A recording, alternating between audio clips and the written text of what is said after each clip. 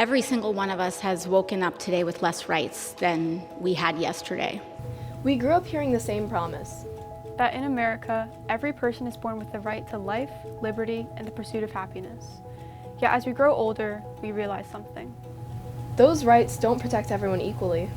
Right now, 13 states have banned abortion and many more have some form of restriction, meaning many people live without access to abortion care. This number isn't just a statistic.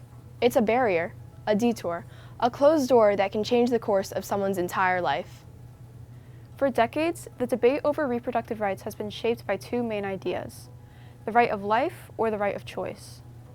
But when these thoughts collide, we're forced to ask ourselves, whose life? Whose liberty? Whose happiness? The most well-known reasons for abortions fall under 4 factors: prenatal health, rape, incest, and maternal health. Each part of PRIM reveals a different side of what's at stake, and each one makes us confront a different question about whose rights are being protected and whose are being restricted.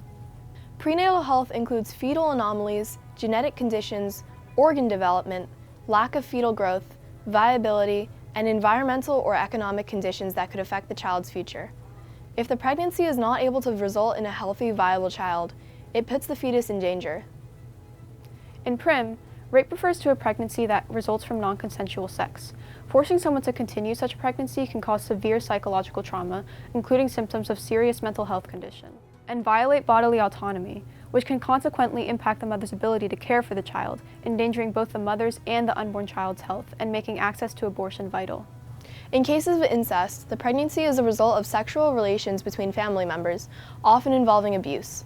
Serious physical, psychological, and ethical harms can come from forcing someone to continue a pregnancy caused by incest. Maternal health focuses on the physical and mental well-being of the pregnant person in situations where continuing a pregnancy could seriously harm or endanger the life of the mother, making abortion a medical necessity rather than a choice. 99% of abortion in this country is not a PRIM condition. It is what's medically known as elective termination.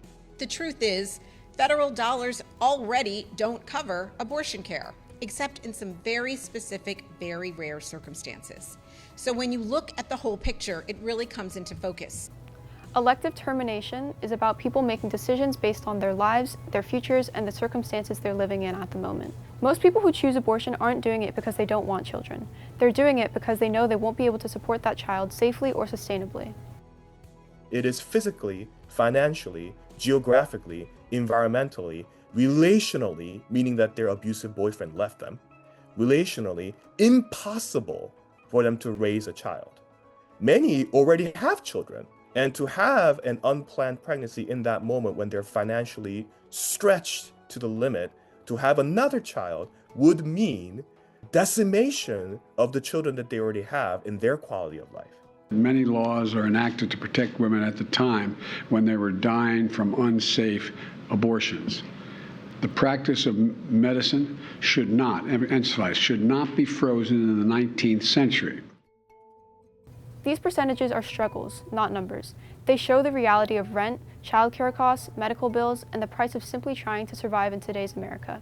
They're the realities of people who know exactly what it takes to raise a child. And so the decision of abortion, ultimately, if you really look into it, the decision to have an abortion is a decision made out of love. It's made out of love from the woman. And it's a painful decision. It's a sacrificial decision. It's a decision of loss and the potential of what this child could be. So I don't think the public understands that at all. They have taken time to make a thoughtful decision, and it isn't a careless decision. Remember, they know what it's like and they know how hard it is, so they're making the best choice for themselves and their family at that time.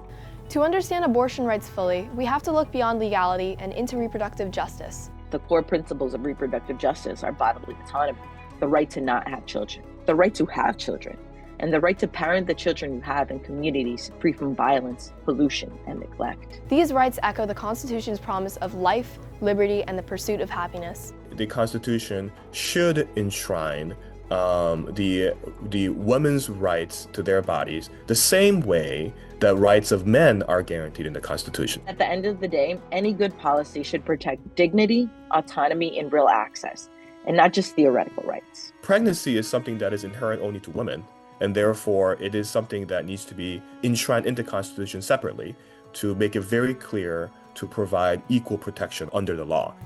In the end, the question isn't whether abortion is simple. The question is whether our laws reflect the complexity of our people's lives. So we return to the question we began with. Whose life? Whose liberty? Whose happiness?